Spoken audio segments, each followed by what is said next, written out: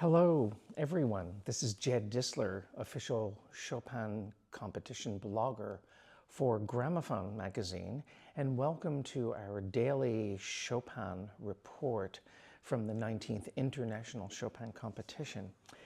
So I'm going to talk about yesterday's Stage 3 semi-final concerts that took place on Wednesday, October 15th. First of all, Eric Liu postponed his appearance until today, and I'm actually recording this report early in the morning prior to when Thursday's events begin. So his performance probably will be uploaded and available to watch at the same time that this report will be uploaded onto YouTube. Anyway, the 6 pianists I heard yesterday, I heard for the 3rd time during the course of this competition. And as the cliche goes, 3rd time's the charm, because hearing them for the 3rd time either reinforced my earlier impressions of them, or in one case, I felt that I understood this pianist better in terms of how and why she did what she did. And then in one case, I did a complete about face where finally I felt like I understood and really appreciated this pianist quite a lot. And I'm talking about Piotr Pawlak in this case. And for those of you who've been following my Gramophone blog and who've been following these reports, you know that I've been expressing admiration for his total integrity and his adherence to the score and scholarship and just the honesty of his musicianship, although somehow I was finding his performances kind of cut and dry and even a little bit foursquare. But viewers had started writing me saying that, hey, Jed, you don't know what you're talking about. This is the real thing. This is a real artist, and you just have to listen to him again. I mean, keep an open mind. And, you know, you're absolutely right, because here's a pianist who obviously the jury heard something in him that I was not hearing because he made it into the semifinal. So I thought, well, I really better persist and give everyone the benefit of the doubt, because if the majority of you hear something and feel that something is there and I'm not perceiving it, then I just got to try and try and try. And sure enough, in his performance last night, I was completely persuaded, and I am so glad that I heard him. Piotr Pawlak played amazingly well. First of all, he opened with something quite unusual, which was Chopin's rarely heard solo piano version of his composition Krakowiak for piano and orchestra, Opus 14. And this is a piece that's not heard often in its piano and orchestra version. And it's probably not heard for several reasons. One is that it's only about 14 minutes, so you would have to program it with something else, and I guess it's hard to fit into a concert program. And the second issue is that apparently it is quite difficult to play. I have never played it myself, but this is what other pianists have told me. And I remember a friend of mine who was close to the great pianist Claudio Arrau once asked Maestro Arrau what was the most challenging thing you ever played, and without hesitation he said Krakowiak. And I happen to love the piece because I think it is just teeming with invention. And in this solo version, Piotr Pawlak gave a brilliant performance, and he just sailed effortlessly through the score, and he made very clear distinctions between solo material and orchestral tutti whenever possible. It was really quite a tour de force. And remember yesterday when I was ranting and raving about Eric Guo and how he played the mazurkas, and I was begging him to record them because I want to hear all of his mazurkas right now. And I still love his colorful interpretations and his incredible imagination that he brings to the mazurkas. But that said, I think Piotr Pawlak is even more idiomatic. And I'll explain why, because he also played the Opus 17 group, which I thought that Eric Guo played unbelievably well.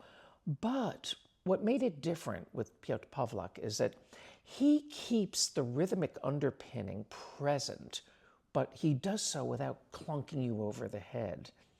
And I was especially taken with how he handled that famous lyrical A minor mazurka, Opus 17, number 4. A lot of pianists will play the accompanying chords very gently in the left hand as if they were like a backdrop or window dressing. But Piotr was playing them so that the rhythmic lilt was always to the fore, but like I said, never clunking you over the head. And also the way that he built the climax, it almost seemed to have outsized dynamics. And there was a fellow critic who thought that it was too much, that it was just, this climax was overdone. But I really thought it was effective. And also the final chords where the introduction is reiterated. Chopin asks you to play this in a detached manner rather than in a legato manner.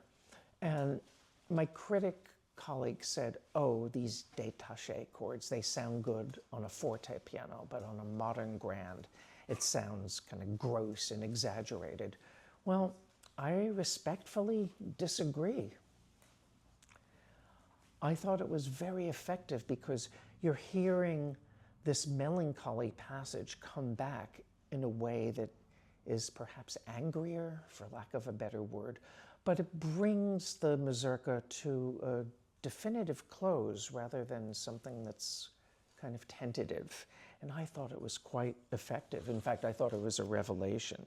And Piotr Pawlak displayed remarkable polyphonic acumen in the piano sonata in B minor, primarily in the outer movements. Now, in the coda of the finale, he didn't quite lose control, but he was just building up steam, and there were a couple of wrong notes in the heat of passion. But look, I'll cut him some slack because, you know, he was just taking chances and just going for broke. And I love when people do that. I think it's much better than being careful.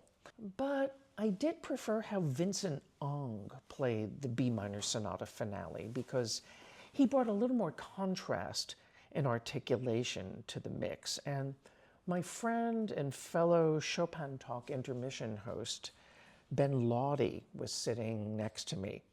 And he said something kind of funny, but I thought it was true, in that he said that this movement was a party and that all of the contrapuntal voices were invited to this party.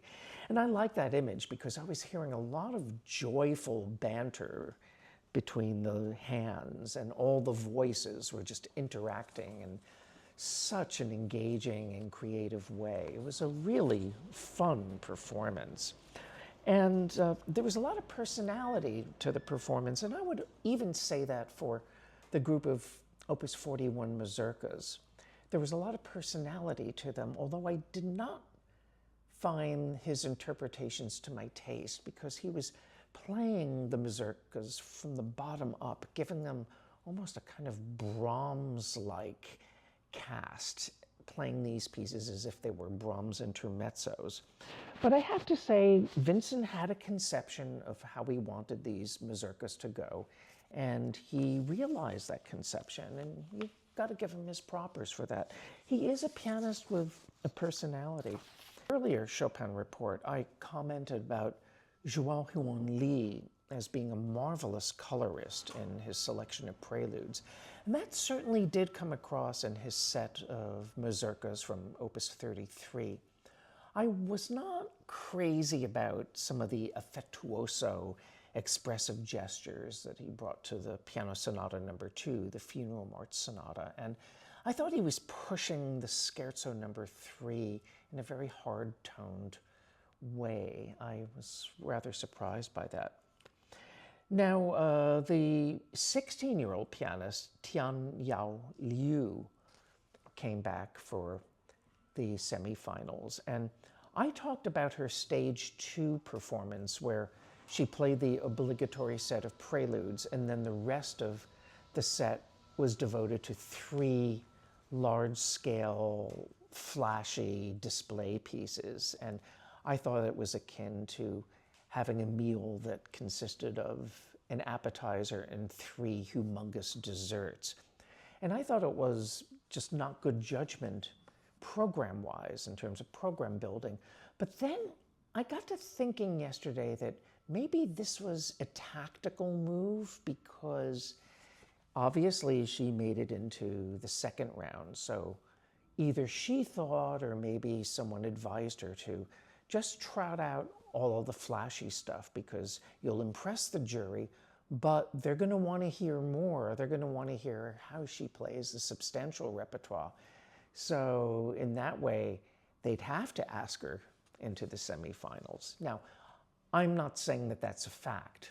I just know that it's true. But seriously, she played substantial fare in her semifinals round, and I thought she played the Opus 59 mazurkas the best, but her performance at the second sonata, her interpretation, needs a lot of work. I mean, not technically, of course, because she can play anything she wants on the piano, but I'm talking more in terms of finding the right balance between melody and accompaniment, understanding the harmonic movement better and conveying harmonic tension, and basically really listening to oneself. And that's something that takes a lot of work and concentration, and I have no doubt that that will come to this gifted pianist in time. While Yehuda Prokopovich had some shaky moments in the second sonata, I have to admit, I really enjoyed his fourth scherzo because he kept the textures light and supple, and he didn't futz around with the basic pulse. He really kept the sucker moving. And this is a piece that where if you start tinkering with it and trying to over-interpret it, it just kind of falls apart. It's not an easy scherzo to hold together, certainly compared to the first 3. And hearing Miu Shindu again, I still feel that as much as this pianist obviously prepares scrupulously and leaving no pianistic challenge to chance, she isn't always the most enlivening musician. And the reason I say that is that I often feel that she puts pianistic expediency ahead of musical considerations. And there's one example of this that was kind of a giveaway for me, a telltale moment. Now, you know that place in the scherzo in the Funeral March Sonata, the Sonata number 2, where in the scherzo, the first section has this climax where you have to execute these treacherous leaps from chords to octaves, like bum, bing, bum, bing, bum, bing, bum, bing. I'm not singing it very well, but if you're a pianist, you know what I mean. Now, if you can nail these leaps right in tempo without any compromise, you're a better man than I am. And you're certainly a better piano player than I am, because I could never master this passage to save my life. But a lot of pianists, when they arrive at this passage, they play it safe and they slightly slow down to accommodate, to make sure that they don't hit any wrong notes. So you have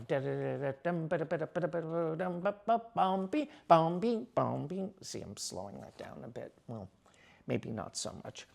But what I'm saying is that when you suddenly slow down or you relax a little bit, you tend to undermine the climax. You undermine what Chopin is building up because he doesn't mark retard there at all. And Miu Shindu is experienced enough a pianist to know that she'd better go for pianistic security in a high-pressure competition. It's not that she can't nail this passage in tempo. I'm sure that she can, because she can do anything that she wants at the piano, obviously. However, it was in the funeral march and in that crazy finale where I felt that this pianist finally forgot about the instrument and she went directly into the music. And the beautiful and pearly legato touch that she brought to the funeral march trio was so expressive and touching. And she found all kinds of hidden melodies in the finale, really sculpting this music and exploring its potential for melodic richness. It was just a beautiful performance. I was so impressed.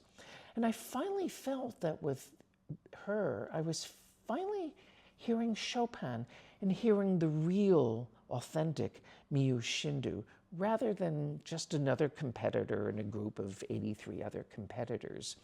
So in other words, third time's the charm, as the cliche goes. So both Miyu Shindu and Piotr Pawlak get my special Jed Distler Third Time's the Charm Award. And tonight, we're going to find out who will go into the final rounds of the 19th International Chopin Competition. From Warsaw, this is Jed Distler, and you've been watching the Chopin Report. We'll be back tomorrow with our final Stage 3 recap. So until next time, please take good care, take care of yourself, stay well, and please be kind.